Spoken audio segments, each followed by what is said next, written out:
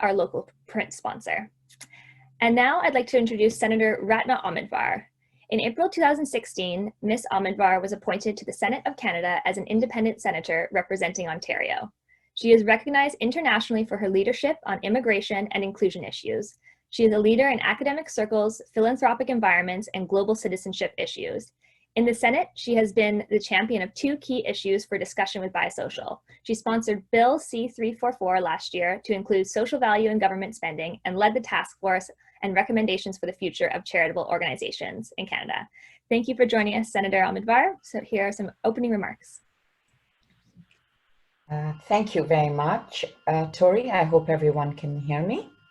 And thank you so much for hosting this discussion and inviting me to participate in it. Let me start by offering our condolences to the growing number of victims murdered in Nova Scotia. I think we all understand how hard it is to lose a family member or a friend or a community member, but it's even harder in these times when one cannot collectively mourn in grief. Certainly, our lives have taken a turn into an unimaginable direction. Nobody could have imagined that we would be in lockdown, social isolation, Zooming, as opposed to going about our normal lives.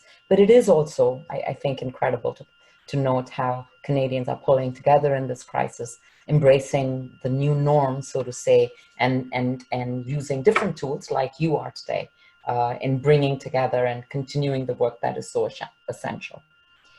I want to start by making a comment that the social impact sector and community is on the front lines of this crisis.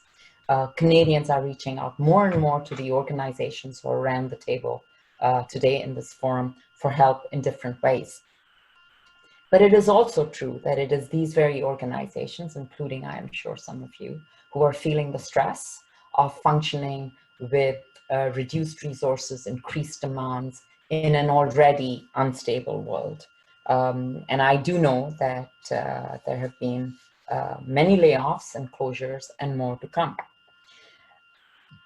And so I am working very diligently with the sector, social impact sector, the charitable sector, not-for-profit sector, to continue to persuade the government to refine their response in the crisis.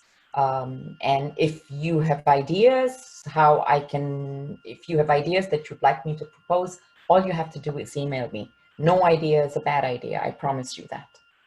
And as hard as this time may be, I think there is a very, very tiny silver lining to this dark cloud, and it is this.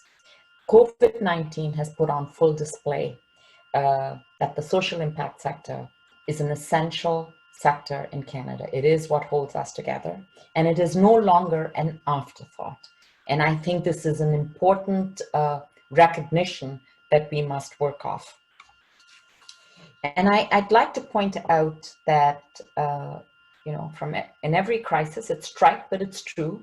Every crisis presents a challenge. Every crisis presents opportunities. So for the community that is gathered around this Zoom conversation, I would say there are two opportunities that you could possibly pay attention to or have a conversation about.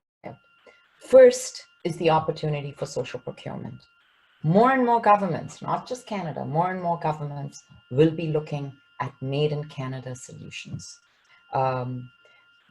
Governments are already engaging with Canadian businesses to produce the kinds of protective gear that we desperately need. And more, I think, jurisdictions are understanding that they need to be self-sufficient to a certain extent. And so much of the activity going into the future after we are out of this crisis may in fact be located within Canadian businesses and social enterprises. And supply chains, the supply chains that the procurement community is so much a part of, supply chains may become more national instead of global. Now, there are pros and cons to this reality, but I think it is a reality that in certain essential goods and services, there will be a lens to relying on made in Canada products. And this presents an opportunity for the social procurement group amongst you. The second is, and we already know this, that when we come out of the crisis, the government will spend heavily to restart the economy.